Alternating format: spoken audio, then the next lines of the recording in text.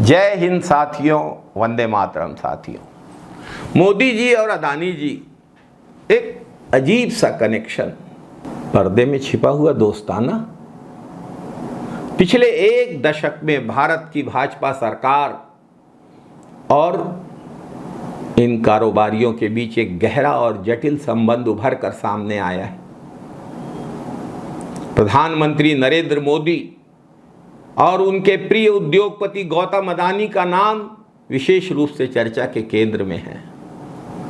कुछ घटनाएं और उन घटनाओं के बाद हुई कारोबारी उठापटक ने यह बड़ा सवाल खड़ा किया है कि क्या मोदी जी का अदानी समूह के साथ कोई विशेष संबंध है?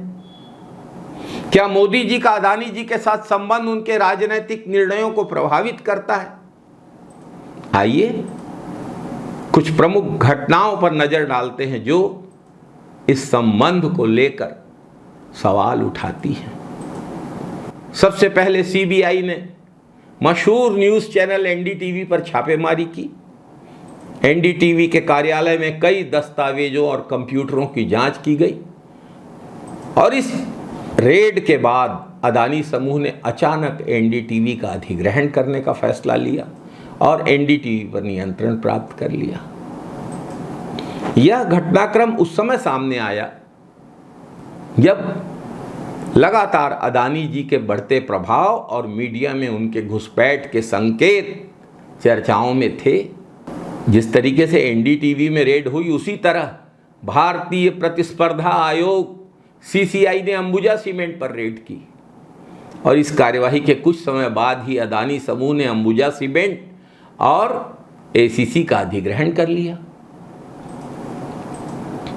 यह सवाल लगातार उठ रहे हैं कि क्या यह रेड अदानी जी के व्यवसायिक हितों को बढ़ावा देने के लिए की गई थी या इस रेड से अदानी जी के व्यवसायिक हितों को बढ़ावा देने का अवसर मिला। ईडी ने जीवीके पर रेड की।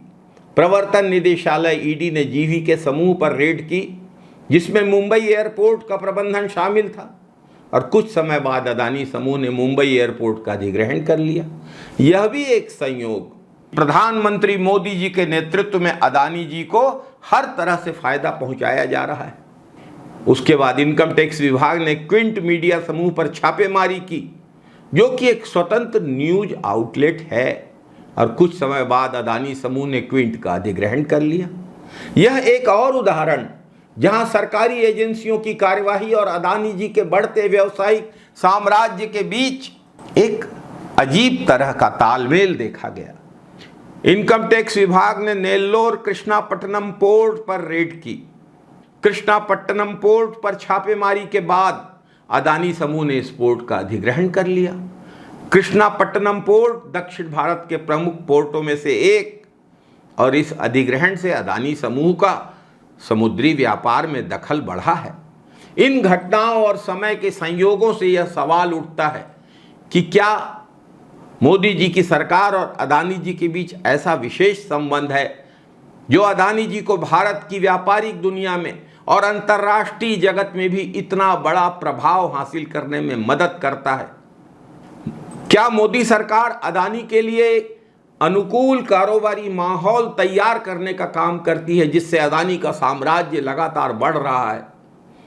मोदी सरकार के तहत अदानी समूह को सरकारी एजेंसियों की कार्यवाहियों से प्रत्यक्ष अप्रत्यक्ष रूप से फायदा हुआ दिखता है। घिरे हैं हम सवाल से, हमें जवाब चाहिए। जय हिंद साथियों, वंदे मातरम साथियों।